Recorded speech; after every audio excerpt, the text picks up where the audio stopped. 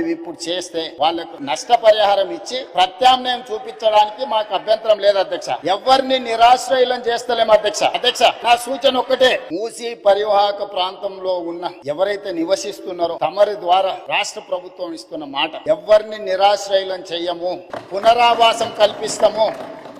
నిరాశ్రయులను చేసి వీధిలో పడేయడం వేరు, అభివృద్ధిలో భాగంగా నష్టపోతున్న వాళ్ళకు పునరావాసం కల్పించడం వేరు. రాష్ట్ర ప్రభుత్వం ప్రతి ఒక్కరికి పునరావాసం కల్పిస్తుంది, మెరుగైన జీవన విధానానికి అవసరమైన ప్రమాణాలను పెంచుతుంది, విద్య వైద్యాన్ని అందిస్తుంది, మహిళా సంఘాలకు వ్యాపారం చేసుకోవడానికి అవసరమైన ఆర్థిక సహాయాన్ని అందిస్తుంది. ఎవరిని కూడా నిరాశ్రయులను చెయ్యము. తమరి ద్వారా ఆ నిర్వాసితులని వీళ్ళు ఏదైతే వాళ్ళని ఉసిగొల్పుతున్నారో వాళ్ళకి నేను మాటిస్తున్నా అధ్యక్ష, ఏ ఒక్కరికి కూడా నష్టం చెయ్యము. మీకు మెరుగైన వసతులను ఏర్పాటు చేసి మిమ్మల్ని తరలిస్తాము. కాబట్టి ప్రాజెక్టు నిర్మించుకుంటూనే దాని వల్ల ఎవరికైనా ఇబ్బంది కలిగితే వాళ్ళకి ప్రత్యామ్నాయ ఏర్పాట్లు చేద్దాం అధ్యక్ష. మీరు స్పష్టంగా సభ్యులందరూ కూడా మీరు చెప్పండి అధ్యక్ష. నేను మీ ద్వారా మూసీ పరివాహక ప్రాంతంలో నివసిస్తున్న పేదలకు నేను అష్యూర్ చేస్తున్నా, నేను అసెటైన్